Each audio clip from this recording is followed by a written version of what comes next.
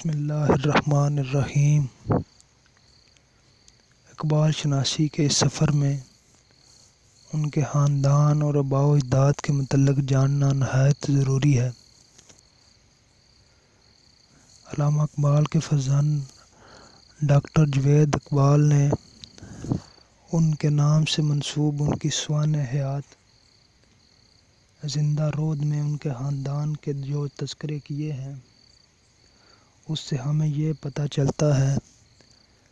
کہ ان کے خاندان کا تعلق کشمیری پنڈتوں سے تھا، یعنی ان کے خاندان والے برہمن تھے، جو کہ ہندوؤں میں اعلیٰ ذات مانی جاتی ہے۔ جب کشمیر کے حالات خراب ہوئے اور وہاں ایک ہندو حکمران نے ظلم و ستم کے سلسلے کا آغاز کیا،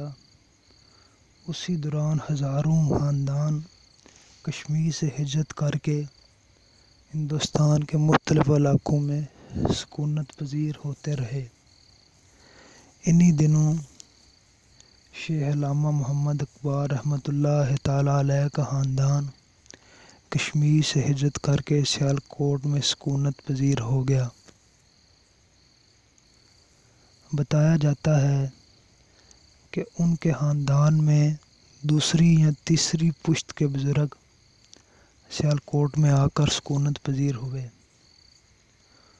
اور ان کے خاندان نے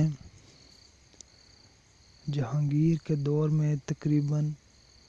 ان کی پیدائش سے 450 سال پہلے ایک صوفی بزرگ کے ہاتھ پر اسلام قبول کیا۔ ان کے پہلے جد امجد جنہوں نے